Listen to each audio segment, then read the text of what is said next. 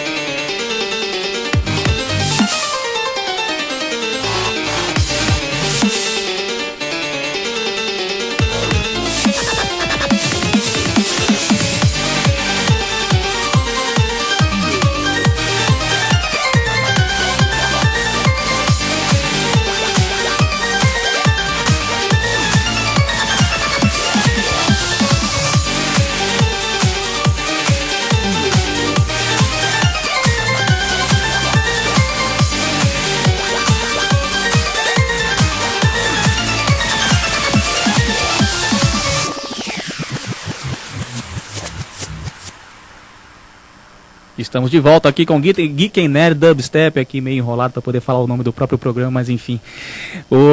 Vamos continuar com o tema aqui, vocês ouviram o Chopin, mas eu vou falar agora sobre Paganini, o prodígio.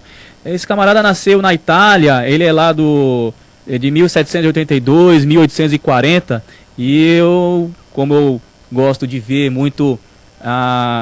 procurar saber como é que é a imagem do artista, né? Acabei associando ele ao Wolverine da música clássica, né? As imagens que tem referentes a esse artista me remeteu a esse personagem aí das histórias em quadrinhos, dos filmes aí que ganhou a aceitação do público. E falando sobre o Paganini, o violinista, né? Ele revolucionou a arte de tocar o violino e deixou sua marca com um dos pilares da música moderna técnica de violino, né? A composição mais conhecida dele é Capricci, em Lá menor, abertura 1, número 24. E continuando essa apresentação de imagem sobre esse artista, eu pude encontrar um trabalho feito, né, por Ingres, Jean-Auguste Dominique Ingres, um grande artista, né, desenhista do passado, né, do neoclássico romântico. E eu devo fazer aqui uma menção aqui aos meus colegas de artes visuais que gostavam desse segmento, que se envolvia no meio de uma prática de desenho de observação, onde desenvolvemos toda aquela teoria na prática de desenhar, poder conseguir fazer aquilo que recursos gráficos não alcançam, ou de repente desenvolver em cima disso aquelas teorias que vão fundamentar esses recursos gráficos que nós temos à nossa disposição, que facilita o nosso trabalho de artes gráficas, né?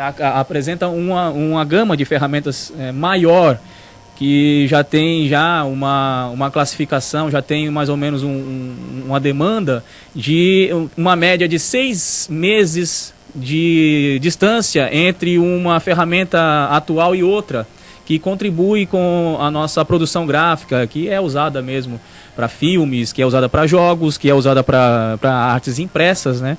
E isso se deve realmente a essa prática de desenho, que eu recomendo sempre para todos poderem ter esse contato, ter esse convívio e dar esse valor, né? Embora seja uma prática que, ao se ver, é tida como uma prática antiga, é necessário, é importante reconhecer essa prática para quem a desenvolve, né? Como, por exemplo, em nossa região, nós adotamos uma prática de desenho em ambiente, né, desenho ao ar livre, que é chamada de sketch crawl.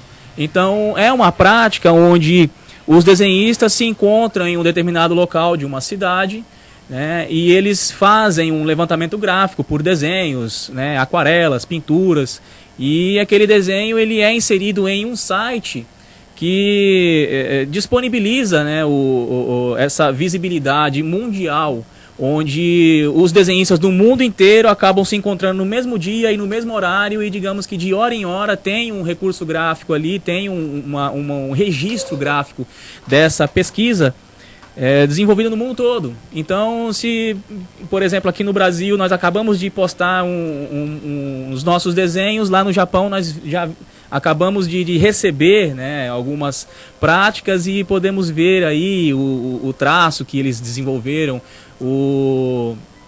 a paleta de cores que eles usaram para poder expressar aquele momento que eles registraram ali em desenho, né, para poder continuar com essa prática gráfica, né, que nós nos remetemos a grandes desenhistas como o Ingres, né, que eu havia dito ter feito um retrato de Paganini, que é o artista que eu havia falado no início, sobre a música clássica, e é a música dele que eu gostaria de ouvir agora, para poder mostrar um pouco do trabalho dele, para que vocês vejam no formato de dubstep o que o desenvolveu a música La Capella. Então fica com a música de Paganini Dubstep aqui no Geek Nerd Dubstep.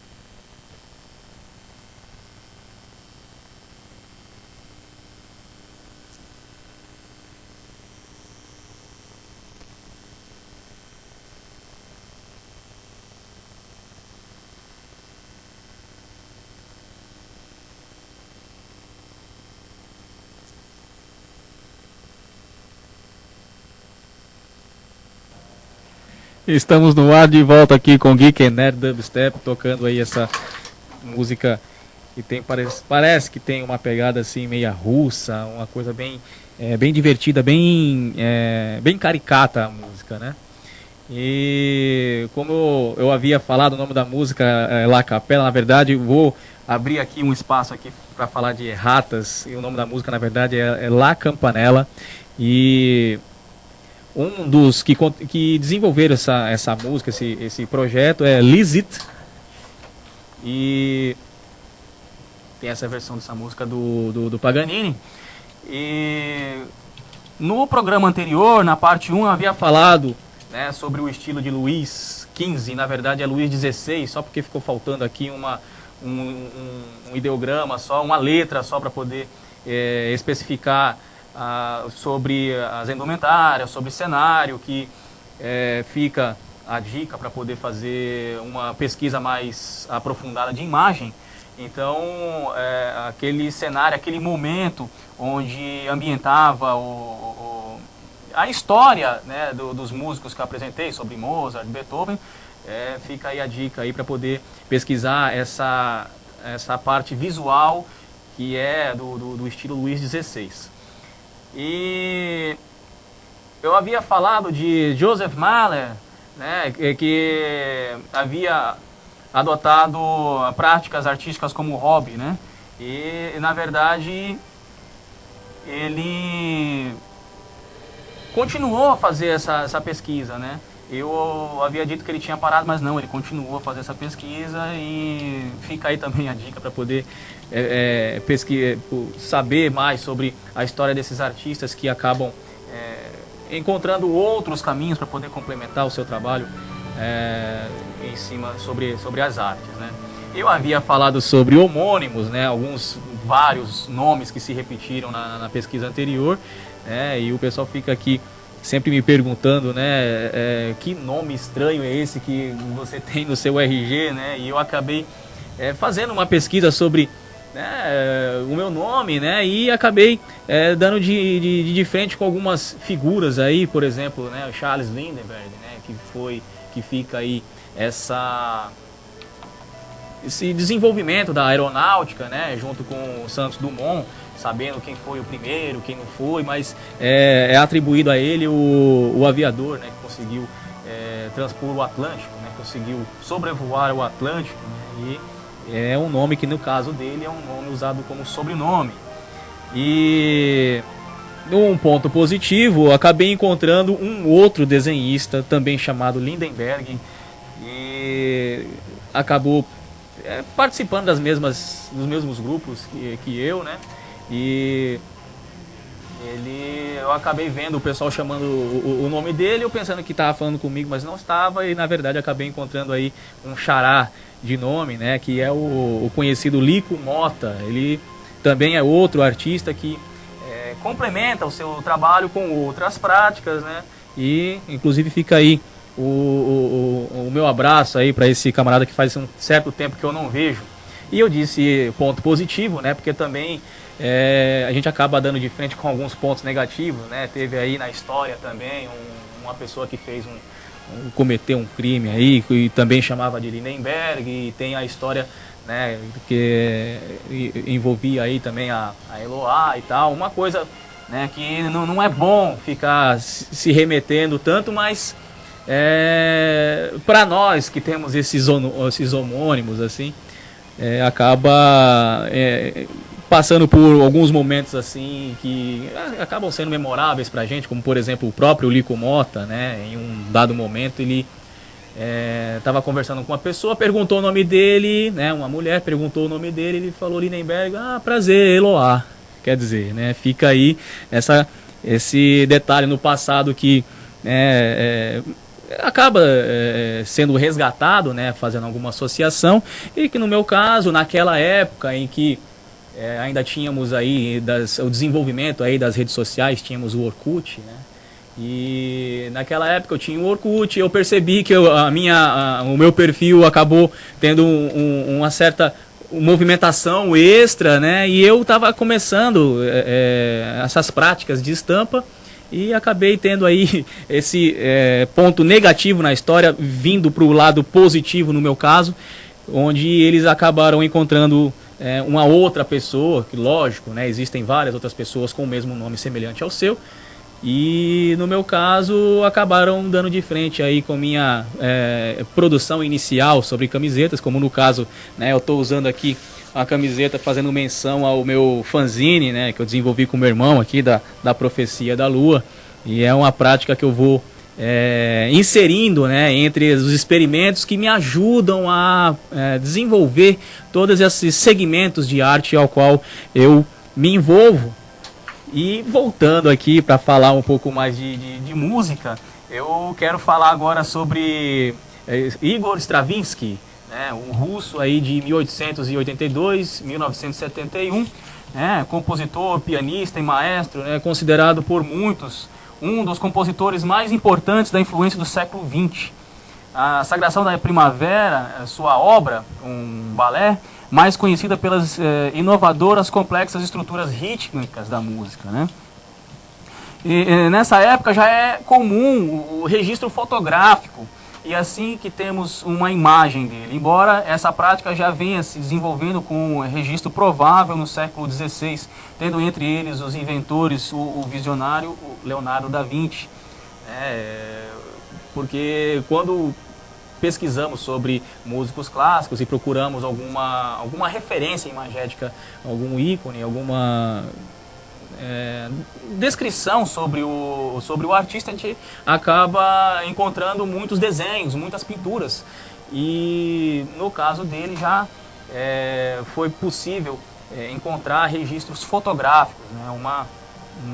Uma revelação, uma definição ainda maior. Podemos saber bem, com maior facilidade, né? Com maior precisão, quem é o artista na verdade, né? Porque alguns desenhos, às vezes, carregado das técnicas, do traço do desenhista, acaba pondo em questionamento, né, algumas definições, né, do perfil, né, do artista que está sendo retratado ali, e não existe nada mais preciso que a fotografia, né, e consegue registrar aquele momento na história por um clique, né? E sobre Stravinsky, eu dei de frente uma escrita, né, um texto que falava sobre o dubstep speaks to me, né? O dubstep fala por mim. É uma conversa que discute valores culturais, tradicionais, costumeiros, tão atuais na época de Stravinsky, e poderia ser o que o dubstep é hoje. Quer dizer, ele naquela época apresentava um material que podemos dizer que seja conceitual, né? Ele faz um trabalho musical diferente, né? E eu deixo aqui a dica para que possamos apreciar esse trabalho diferente na versão de um DJ, né? Na música chamada Firebird. Eu gostaria que vocês ouvissem aí, para poder entrar um pouco mais nesses elementos que vão ajudar a compor algo mais diferente, algo mais inovador para a nossa cultura, para fundamentar ainda mais a nossa cultura e levar junto com ela a nossa cultura digital, a nossa cultura musical, eletrônica, que eu destaco aqui para vocês no Geek and Nerd Dubstep.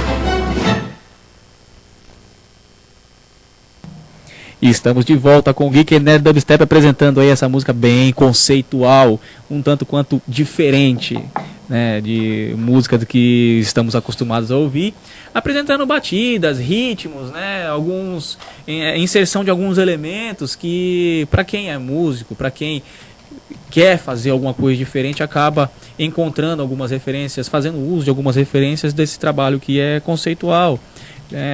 A intenção geralmente não é para disputar um espaço no meio popular, né? É realmente poder desenvolver uma música um pouco mais abrangente, né? Com toda a gama de possibilidades que os instrumentos podem nos reservar. E fica também a dica aí para não ficar somente na música, né? Temos aí outras 6 formas de arte para poder quebrar conceitos, quebrar alguns limites, poder inovar, seja misturando algum tema com outro, seja inserindo algum assunto, suscitando, sei lá, política, suscitando família, enfim. Tá aí a dica para que nós sejamos ainda mais conceituais na hora de desenvolver o nosso trabalho artístico, a dica para desenvolver o trabalho artístico. E agora eu vou falar um pouco sobre Tchaikovsky, né, do balé. Ele, que eu havia falado em um outro programa, uma versão de música que o DJ Zamboy desenvolveu para poder brincar com a música tocada no filme Kingsman,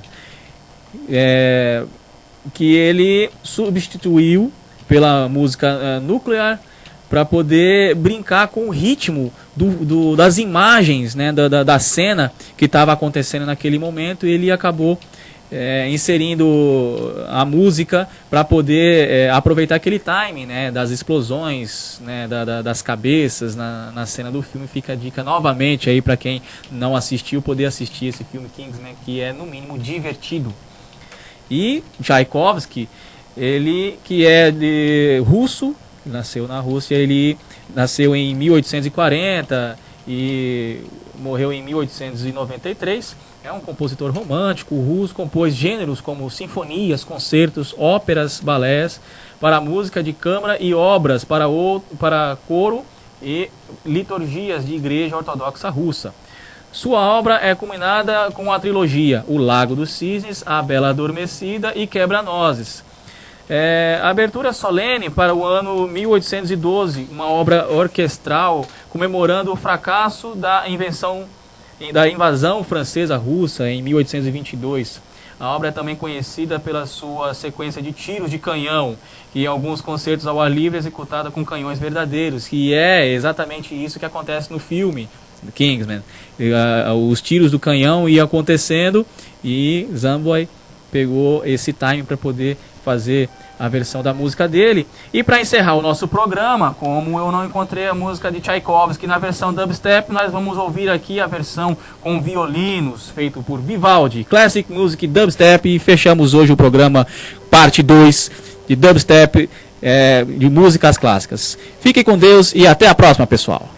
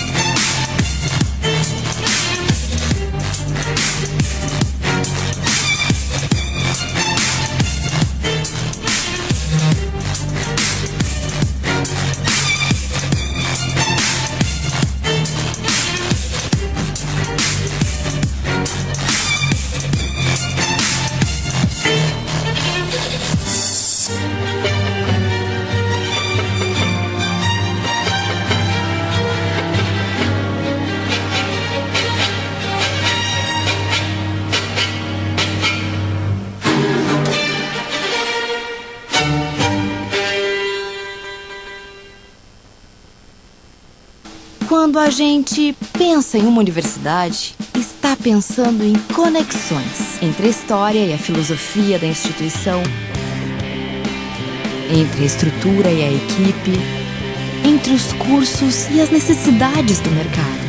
Tudo isso conectado a algo maior, que é fazer o bem.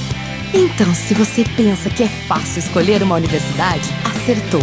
Faça Unimes, a universidade do seu tempo.